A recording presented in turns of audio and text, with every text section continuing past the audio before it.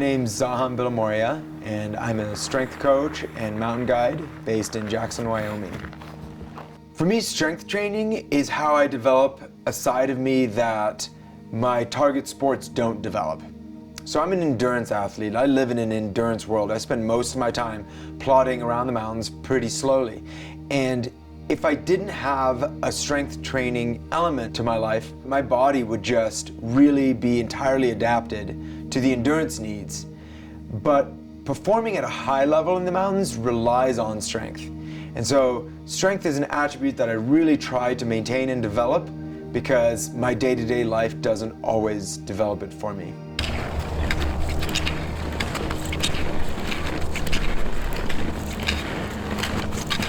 My time training indoors has to meet one central criteria for me, and that is, does it develop an attribute that my target sport does not develop, but would benefit from?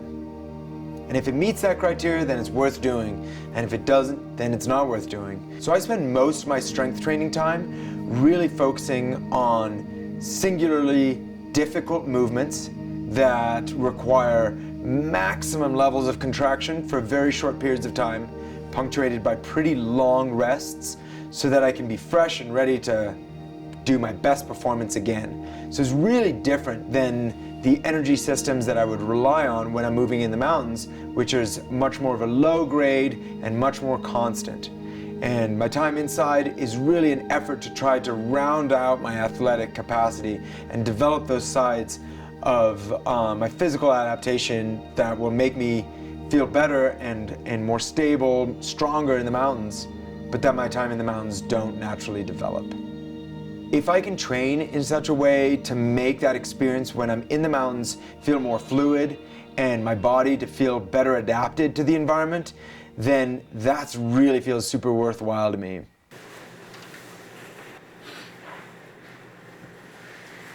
Traditionally, the way that I trained indoors was to really focus exclusively on how much force can I produce, how strong can I be, how much load can I move. And while I think that pure traditional strength training is essential and really valuable, I'm also realizing that the sports that I do don't just rely on strength, but they rely on how well you can time and coordinate that strength into these really specific movements. So the way that my strength training has really evolved over the last few years is to include more movements that put a higher demand on not just strength, but also stability. What I'm interested in is developing sort of the full gamut of strength, the ability not just to produce force, but to produce force while maintaining stability, while staying in balance, while resisting the off-axis movements that moving through three-dimensional mountainous terrain is constantly challenging us with. Most recently, I've been really exploring body weight training. And there's nothing sacrosanct about body weight training or any other method, whether it's TRX or kettlebells. The thing that's important is making sure that you're dialing into the right energy system, that you're applying the right amount of load to stimulate the right kind of change. And that's really ultimately what the body really responds to is, do you want me to be able to do a moderately difficult movement over and over and over again? Or do you want to move the needle on how well you can execute a really hard movement, 1, 2, or maybe just a handful of times?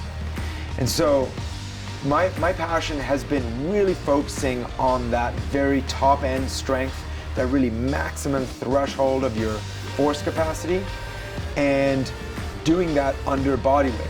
I'm really focused on these singular movements that are extremely difficult and that can only be done for maybe 5 to 7 or 8 seconds at a time and repeated just a few times with long rest phases. So it's a very maximum strength approach to body weight training. Strength training means a lot of different things to a lot of different people. But what I mean when I'm talking about strength and what I'm really trying to encourage other, especially human-powered endurance athletes, to really develop in their strength program is not using your time indoors to do more of the same thing that you do outdoors.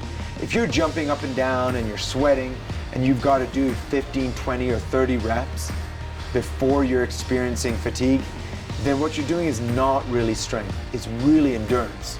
Perhaps it's muscle endurance, and maybe it's just straight aerobic endurance.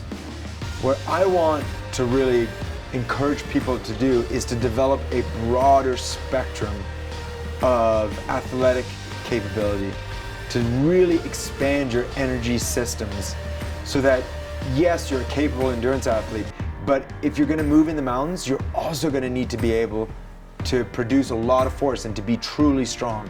And in order to do that, the movements that you do have to be hard enough that you can only do them a few times, maybe 3 or 4 times. But if you're doing it 10 times or more, it's Zumba.